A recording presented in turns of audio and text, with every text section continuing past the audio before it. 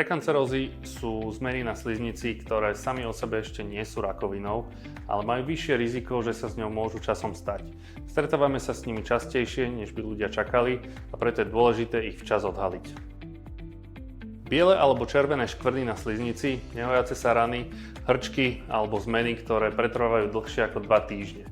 Najväčším rizikom je fajčenie, nadmerná konzumácia alkoholu, chronické mechanické dráždenie, zlá ústna hygiena a HPV vírus. Ak niečo také uvidíte, treba prísť vždy na vyšetrenie. Základom je prestať fajčiť, obmedziť alkohol, dbať na ústnu hygienu, chodiť na pravidelné kontroly.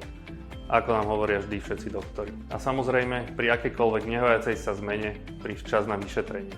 Moja osobná rada je nekombinovať alkohol s tabakovými produktami, nakoľko tento pôsobí ako ich rozpúšťadlo a o to rýchlejšie pôsobia karcinogénne na naše bunky. Ak by ste si vy kedykoľvek všimli nejakú léziu alebo nejakú útvar v ústnej dutine, ktorý sa vám nezdá, robí ťažkosti, neváhajte nás kontaktovať a rád vás uvidím v našom kresle.